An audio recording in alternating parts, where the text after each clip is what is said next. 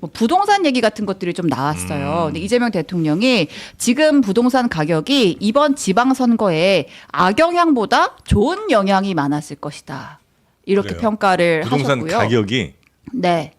가격이 서울 쪽은 많이 좀 올랐을 거고. 예, 그러니까 사실 이제 서울 선거 결과에 대해서 이제 부동산이 역시 제일 영향을 많이 미쳤다 이런 평가가 거기에 있었는데 이재명 대통령은 어쨌든 부동산 가격 선거에 좋은 영향이 더 많았을 것이다 이렇게 평가를 했고 네. 부동산이 아니었다면 더 크게 졌을 거란 얘기네요.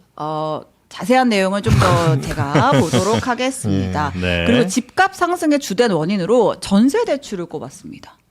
전세 대출. 네, 이거를 좀 손을 봐야 할 것이다. 전세는 그리고 사라져가지 않겠냐. 지금 물량 부족하다는 얘기 나오는데 전세는 앞으로 사라져갈 것이고 이거는 대폭등이 아니라 정상화되는 과정이다. 또 이런 이야기도 했습니다. 전세는 사실 전 세계적으로 참 보기 드문 제도긴 하죠.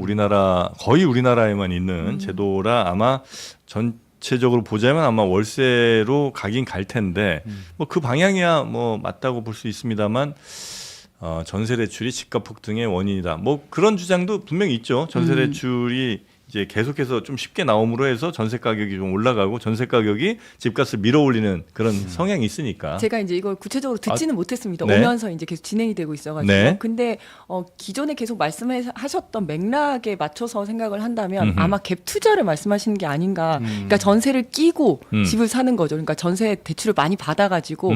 그러면 이제 사실은 자기는 그 정도의 능력은 되지 않는데 전세로 갭 투자를 함으로써 집값을 계속 밀어 올리고 있는 상황들이 뭐 있는 그렇죠. 거잖아요. 예. 네네네. 그래서 나는 사실은 18평 혼자서 18평, 21평에 살면서 전세를 끼고 그다음에 이제 한 뭐 40평짜리를 사는 거죠. 그러면 이거는 계속해서 집값이 올라가는 거고 그래서 네네네. 대출 규제를 하는 거고 하는 건데 이제 그런 맥락에서 말씀하신 게 아닌가 싶은데 사실 제가 그 워딩을 정확하게 듣지는 네네네. 못해가지고요.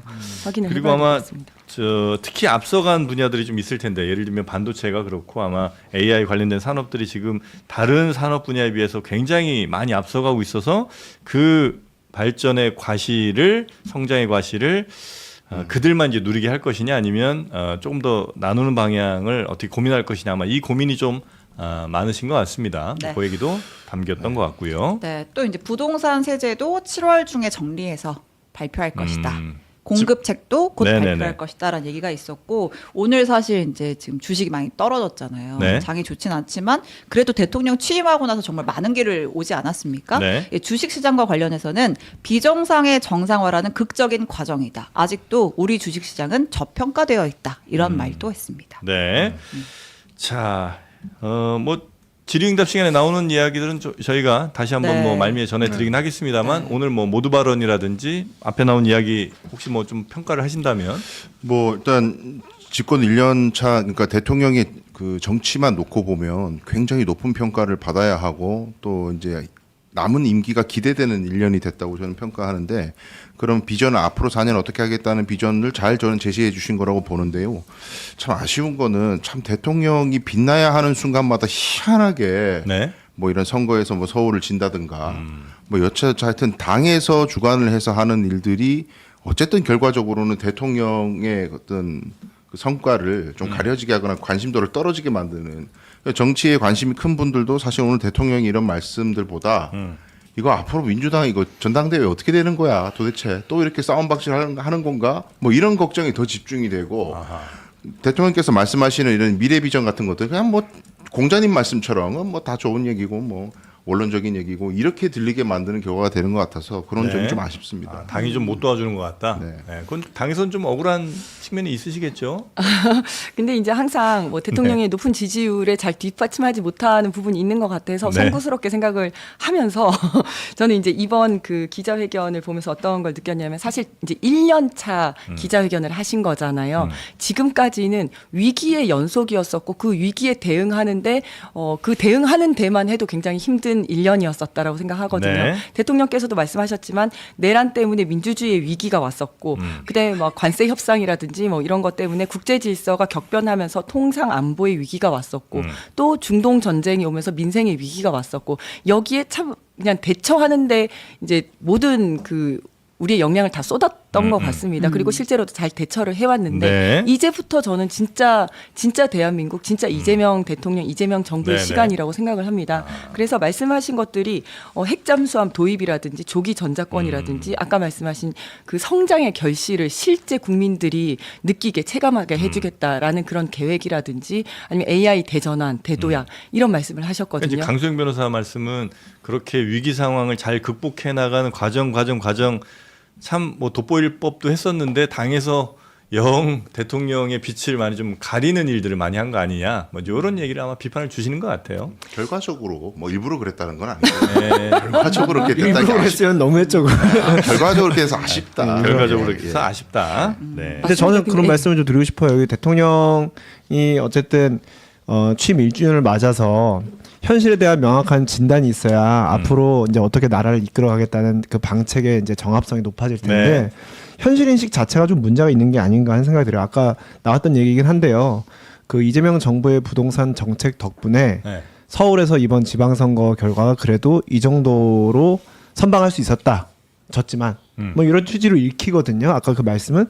그런데 지금 오늘 아침인가 오늘 나온 리얼미터 여론조사 여기 네.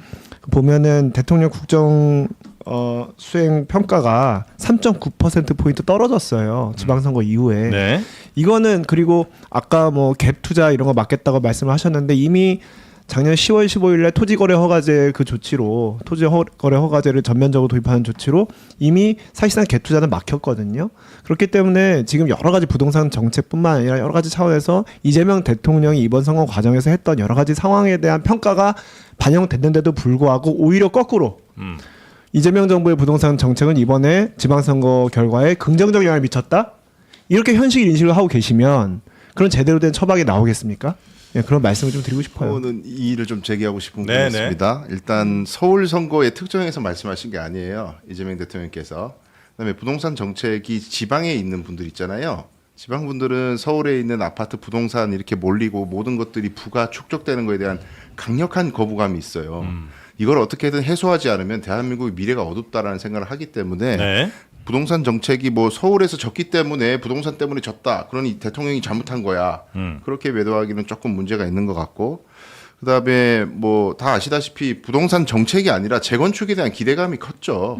오션 시장이 재건축 권한을 갖고 있기 때문에 구청장은 민주당 뽑으면서도 정원호 후보를 지지하지 않은 사람이 무려 16만 명이나 된다는 건 그런 거에서 해석해야 되지 않을까 싶은 마음이 듭니다. 네. 저도 조금만 보태면요. 네. 부동산 정책, 이재명 대통령의 부동산 정책은 그 부동산 투기를 잡고 집값을 이제 안정화시키기 위한 정책이었습니다. 네. 그렇고 그다음에 여기에 대해서는 여론조사를 통해 보더라도 찬성하는 쪽이 굉장히 많았습니다. 지지하는 쪽이 많았었습니다. 그리고 이것이 일률적으로 어떤 선거에 유리하거나 불리한 게 아니라 이건 개개인마다 이제 좀 호불호가 있었을 것 같습니다. 네, 어떤 네, 사람은 네. 자기 집값이 오르기를 바라기도 하고 어떤 사람들은 내 집값은 아니지만 다른 집값은 떨어지기를 바라기도 하고 어떤 사람들은 내 집값은 오르지만 세금은 오르지 않기를 바라고 이런 사람들에 따라서 네. 이 부동산 정책에 따른 호불호는 조금 달랐을 거라고 네, 생각합니다. 근데 호불호 떠나서 목표한 바는 달성하셔야 될 거 아니에요. 집값 잡는다고 했는데 집값 못 잡았죠?